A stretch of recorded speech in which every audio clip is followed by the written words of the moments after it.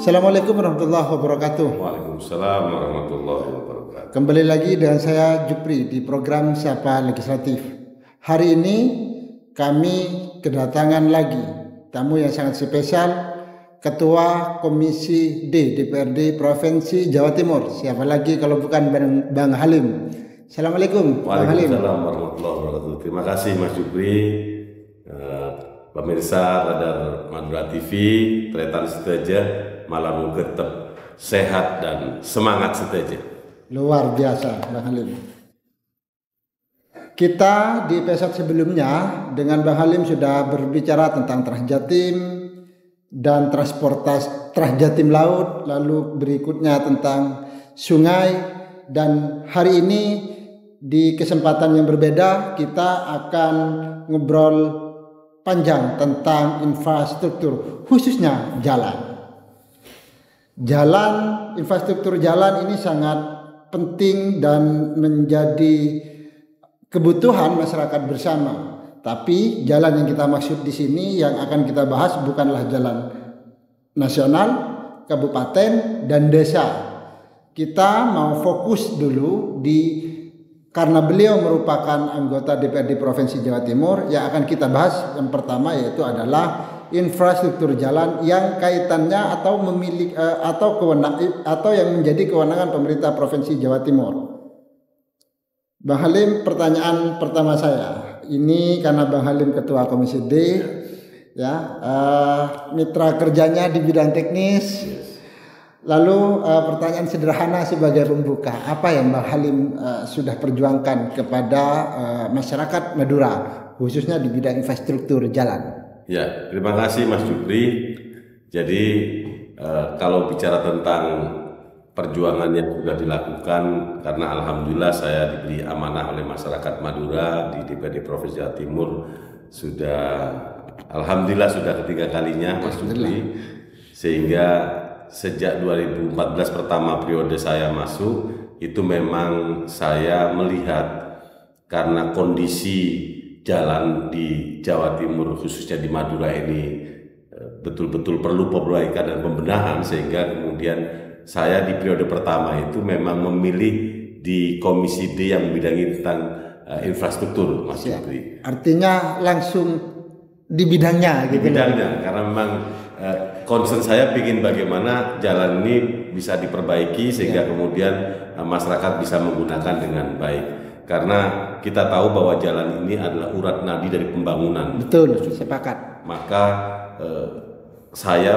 ketika pertama terpilih itu berusaha meminta kepada fraksi Partai Gerindra agar menempatkan saya, memberikan tugas kepada saya di Komisi D, dan alhamdulillah pada waktu itu memang direalisasi oleh fraksi Partai Gerindra, Mas Jupri. Nah, sehingga ketika kemudian bicara tentang perjuangan tentang jalan di Madura, jalan provinsi khususnya, maka perlu saya sampaikan ini mereview kembali dari apa yang sudah saya lakukan sejak periode pertama. Jadi karena memang saya dulu masa kecil itu di Madura, Mas, saya masih teringat betul bahwa ada jalan provinsi yang pada waktu itu terjadi kecelakaan. Mengingat pertama adalah kurang lebarnya jalan. Ini terus terang saja. Jalan itu jalan mana? Jalan antara Sampang dan Omben. Oke, penghubung Poros Tengah ya. Poros Tengah. Karena kebetulan ibu saya berasal dari desa baru di Kecamatan Sampang. Pada waktu itu saya mencoba untuk bagaimana caranya agar supaya jalan antara Sampang sampai ke Omben menuju ke Batu Ampar, ada destinasi Propo wisata religius itu bisa diperlebar. Nah, pada waktu itu kebetulan Mas Jupri saya diberikan amanah sebagai ketua fraksi juga. Jadi di periode pertama saya sebagai ketua fraksi Partai Gerindra di DPRD Provinsi Jawa Timur, sehingga akhirnya saya ya sedikit banyak memiliki kontribusi, bisa dikatakan kontribusi. Betul ya. Nah, kemudian saya berjuang betul jalan itu kalau sampai ke Kecamatan Propo kurang lebih 20 kilo. Saya berusaha bagaimana kemudian jalan yang awalnya itu 4 meter menjadi 6 meter. 6 meter. Karena kanan kiri ditambahi 1 meter 1 meter. Betul. Nah, ketika kami melakukan pengawalan itu, ternyata akhirnya di 2015 itu realisasi, dan itu tidak hanya di poros jalan Sampang menuju ke Omben, tapi kemudian barisan ke Ketapang. Oh, Ketapang. Ya, betul. di tahun 2017 itu direalisasi, Mas Jupri. Nah, itu yang menurut saya pertama yang kemudian memang saya ingat betul bagaimana perjuangan pengawalan saya terkait dengan infrastruktur jalan di Madura. Siap. Nah, kemudian belum lagi jalan-jalan yang memang ternyata masuk antara Pakong sampai ke Beruh Pamekasan. Ya. Nah, itu di Pamekasan. Itu juga akhirnya alhamdulillah juga ada pelebaran jalan, dan kebetulan itu jalan provinsi. Betul. Ya. Kemudian juga yang ketiga itu jalan menuju ke Tungkek. Ya. Jadi Dia dari Kepora itu ya. Kepora sampai ke Tungkek itu kebetulan jalan provinsi. Dan pada waktu itu kita juga meminta kepada pemerintah Provinsi Jawa Timur, dalam hal ini Dinas PU Bina Marga, untuk melakukan pelebaran di sana. Dan alhamdulillah di tahun 2018 itu dilakukan pelebaran. Jadi alhamdulillah. Kenapa kemudian Bangkalan? Karena Bangkalan sejak tahun 2014 itu akhirnya jalan yang dulu milik provinsi, antara jalan mulai dari Bangkalan menuju ke Tanjung Bumi, Ya. itu akhirnya diambil alih oleh pemerintah pusat Menjadi jalan nasional. menjadi jalan nasional. Kenapa demikian? Karena memang ada rencana adanya pembangunan strategis nasional, yaitu pembangunan Tanjung Bulu Pandan. Nah, dari situlah kemudian Bangkalan sampai hari ini tahun 2025 Mas Bi, itu tidak memiliki jalan provinsi. Ya. Begitu Mas Bi. Betul. Pemirsa, menarik kita bahas. Dari 4 kabupaten di Madura, hanya tinggal Kabupaten Bangkalan yang belum memiliki jalan provinsi. Bang Halim, selain asli sebagian orang Sampang, sebagian orang Bangkalan gitu, kira-kira menyikapi hal tersebut, kondisi di mana Kabupaten Bangkalan belum memiliki jalan provinsi, apa nih yang dilakukan agar setidaknya beban pemerintah kabupaten bisa berkurang, dialihkan kepada pemerintah provinsi? Ya, ada 2 regulasi Mas Jupri. Pertama ada Undang-Undang Nomor 2 Tahun 2024 tentang jalan. Kemudian turunannya itu adalah Peraturan Daerah Nomor 1 Tahun 2014. Sebetulnya Undang-Undang Nomor 2 Tahun 2024 itu perubahan dari Undang-Undang Nomor 38 Tahun 2004. Ya, jadi turunannya, di mana ada akselerasi yang kemudian bisa dilakukan Mas Jupri. Artinya apa? Artinya pemerintah pusat maupun pemerintah provinsi itu sebetulnya bisa membangun jalan kabupaten. Bisa membangun. Memang nanti proses teknis lelangnya itu ada di masing-masing yang memiliki anggaran. Misalnya pemerintah pusat mau membangun jalan Kabupaten Bangkalan nih, maka itu bisa dengan mekanisme Undang-Undang Nomor 2 Tahun 2024 ini, maka itu bisa. Cuman memang pelelangannya akan dilakukan di pemerintah pusat. Begitu juga di provinsi. Jadi provinsi secara kewenangan memang tidak bisa membangun jalan kabupaten, tapi kemudian akhirnya bisa membangun jalan kabupaten dengan adanya Undang-Undang Nomor 2 Tahun 2024 ini, Mas Jupri. Nah, yang kedua itu adalah sekarang ini ada jalan melalui pemerintah pusat dengan Impres. Impres itu adalah jalan tengah bagaimana kemudian APBN bisa membangun jalan kabupaten atau jalan provinsi bahkan begitu. Itulah 2 hal regulasi itu yang kemudian memang menjadi harapan baru bagi kita. Kemudian ini bicara regulasi. Terus kemudian bicara tentang bagaimana Kabupaten Bangkalan ini sekarang tidak memiliki jalan provinsi. Nah, kemarin kita sudah berdiskusi dengan pemerintah Kabupaten Bangkalan, dengan Pak Bupati dan Pak Wagub, merencanakan memang ada jalan yang sampai hari ini kondisinya memang tragis dan memprihatinkan. Jalan mana itu Mas Jupri? Jalan antara Lomair sampai tembus ke Bungka, Tabulengan, terus kemudian Konang ya. Jalan itu kenapa jalan itu yang kemudian kita diskusikan dan kita bicarakan, karena jalan itu memang jalan perbatasan antara Kabupaten Bangkalan dan Kabupaten Sampang. Nah, kecenderungan jalan kalau kemudian dengan karakter begini ini cenderung rusak, tidak terurus begitu ya. Satu sisi kalau misalnya ini punya sana, sisi yang lain itu punya sini. Jadi kadang-kadang itu akan melahirkan ketidakterurusan daripada jalan tersebut. Maka akhirnya hasil diskusi kecil itu kemudian dari pemerintah Kabupaten Bangkalan juga terkoordinasikan dengan pemerintah Kabupaten Sampang. Alhamdulillah ada sinergi dan kolaborasi ini. Betul, semua bermufakat untuk kemudian sama-sama mengajukan kepada pemerintah Provinsi Jawa Timur untuk menaikkan status jalan ini.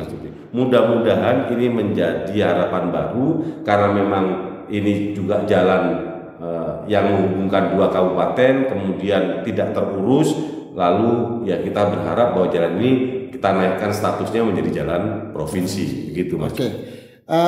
Pemirsa, saya tangkap di sini berdasarkan Undang-Undang Nomor 2 yang disampaikan atau dijelaskan oleh Bang Halim tadi, Undang-Undang Nomor 2 tahun 2024 Bang ya.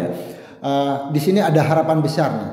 Ketika fiskal daerah terbatas, pemerintah daerah bisa berharap besar dan masyarakat berharap besar dengan adanya sosok-sosok seperti Bang Halim ini. Artinya bisa memperjuangkan daerahnya, memperjuangkan kabupaten di mana beliau setidaknya terpilih dulu lah, yaitu Bangkalan, Sampang, Pamekasan dan Sumeneb.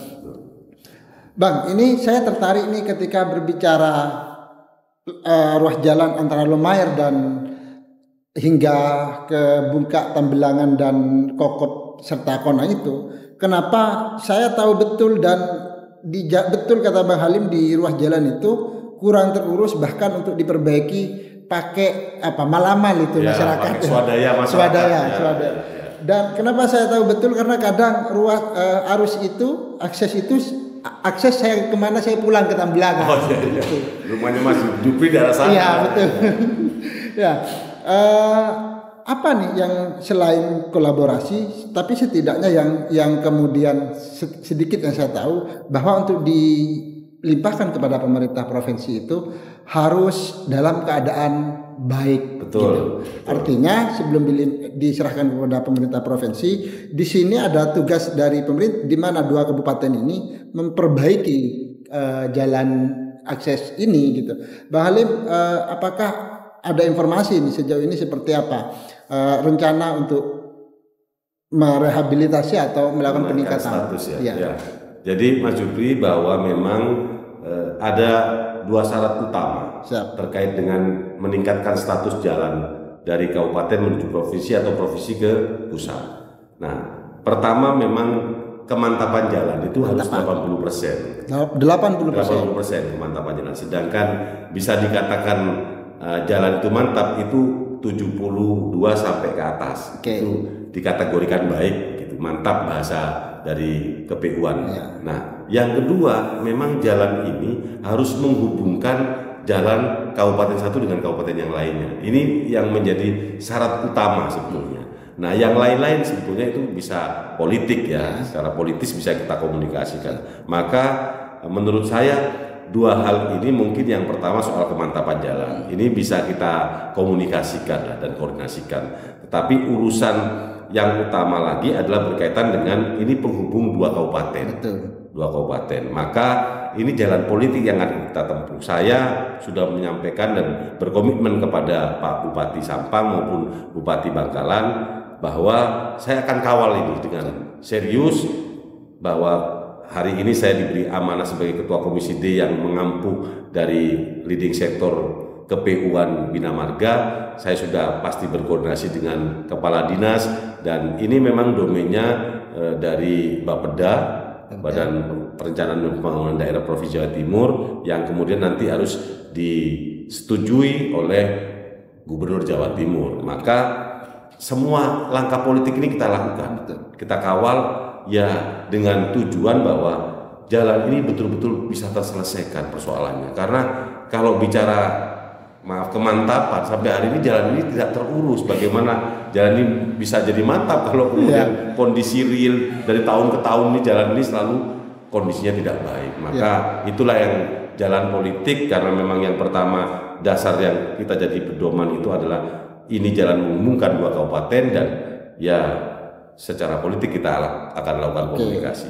Artinya selain ada langkah-langkah administratif, dan di situ juga perlu didukung oleh langkah-langkah politik yang hari ini kebetulan kita patut berbangga masyarakat Madura, karena salah satu wakil kita saat ini menduduki jabatan yang cukup strategis di DPRD Provinsi Jawa Timur, yaitu Bang Halim, dan kita sudah dengar langsung komitmen beliau untuk kemudian berupaya memperjuangkan ke segala kebutuhan masyarakat, khususnya di aspek infrastruktur jalan. Bang, ini kalau berbicara soal jalan provinsi, sebagian sudah cukup bagus. Kalau Bang Halim tadi menyebut di ruas Sampang hingga Pamekasan yang itu lewat Ompen, lalu kemudian dari Barisan ke Ketapang itu di mana kondisinya saat ini cukup bagus, dan kalaupun ada kerusakan biasanya hanya bergelombang gitu ya. Bergelombang kecil-kecil lah. Iya, bergelombang, dan itu hal yang cukup biasa menurut saya, karena di situ adalah tanah-tanah kontur yang bergerak ya. Betul. Bang Halim, pertanyaan berikutnya, adakah kemungkinan skema di mana pemerintah Provinsi Jawa Timur ini nanti ke depan akan beralih menjadi betonisasi, tapi memang kebutuhan anggarannya lebih besar gitu? Itu jadi Mas Jupri, sekali lagi kita ini juga harus mempertimbangkan kekuatan fiskal kita ya. Kalau maunya pemerintah itu pasti berharap bahwa ingin menyelesaikan sebuah kebutuhan, karena jalan ini adalah merupakan urat nadi pembangunan. Artinya bagaimana orang bisa berlalu lalang, bagaimana barang bisa berlalu lalang, dan segala aktivitasnya itu menggunakan jalan. Nah, oleh karenanya concern kita sebetulnya juga tentang jalan ini juga sangat serius, Mas Jupri.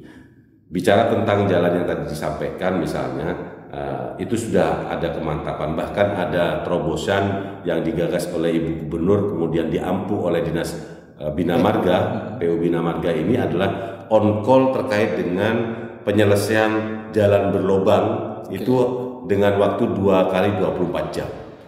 Itu nomor teleponnya ada di Dinas Bina Marga, nanti bisa kita share.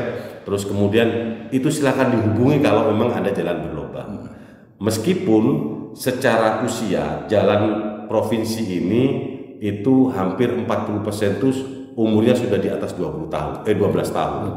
Jadi 12 tahun ini merupakan usia batasan jalan.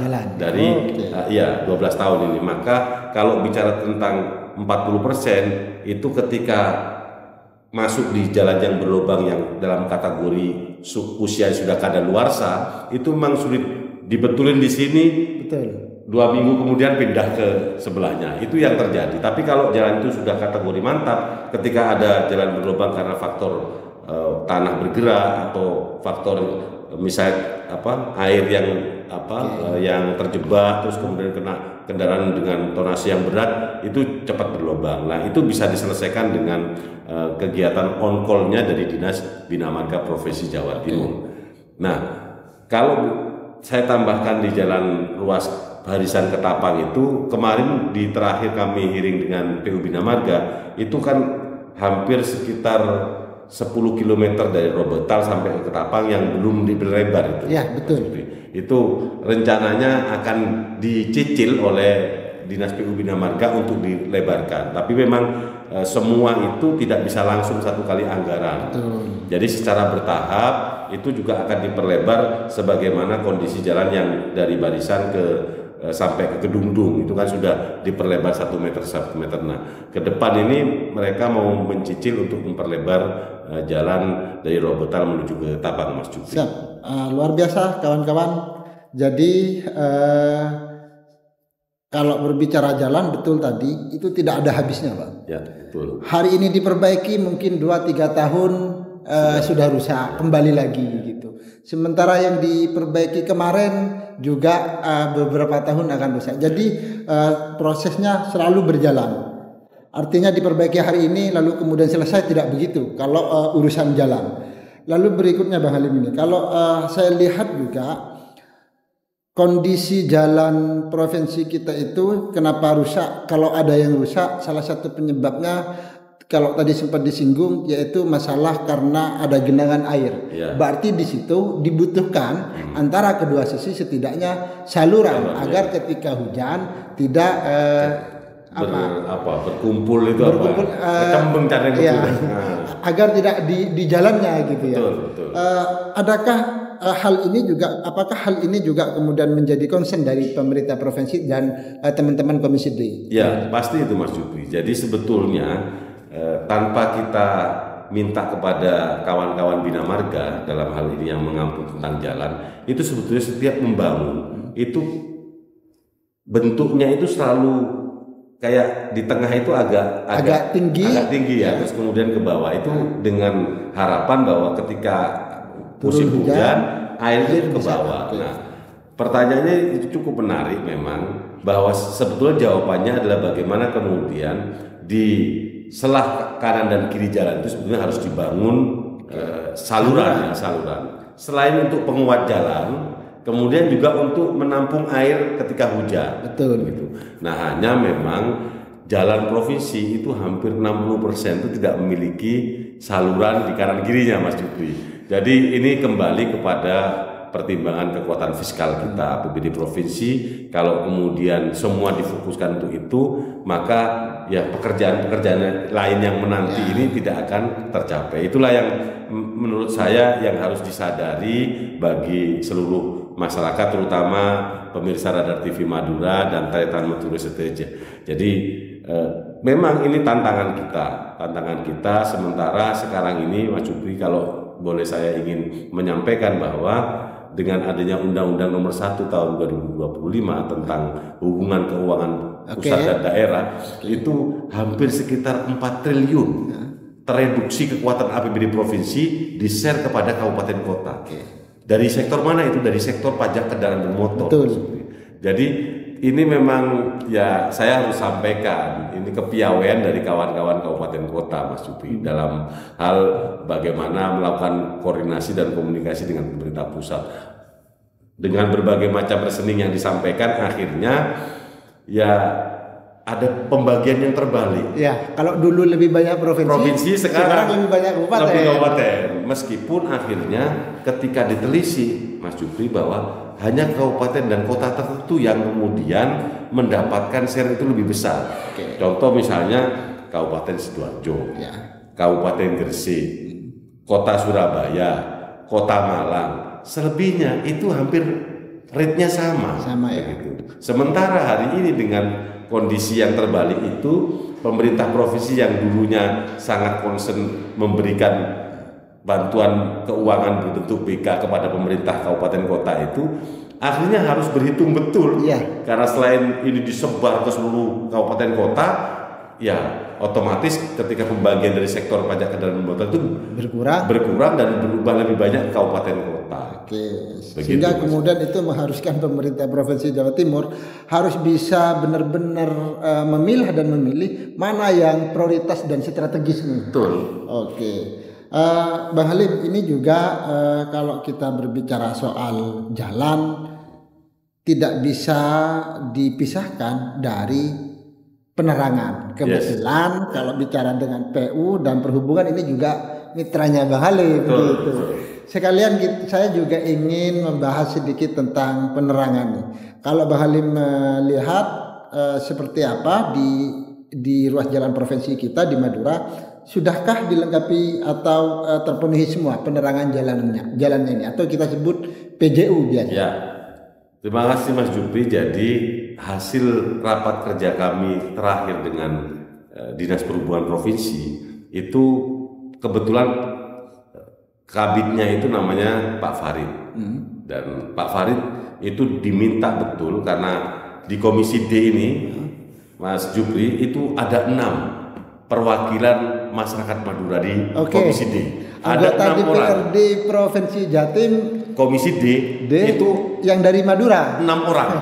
Bayangkan, sehingga kemudian hari ini kita sama-sama betul-betul memperjuangkan Madura ini ingin maksimal begitu. Nah, satu di antaranya adalah persoalan penerangan jalan di jalan ya, atau PJU itu. Nah, memang hari ini existing itu hanya 40%, miris betul memang. Oke, 40%. 40% Sangat ada jalan PJU, bahkan itu ada yang mati. Ada faktor matinya itu karena kerusakan di lampunya, ada yang tidak terbayarkan di PLN.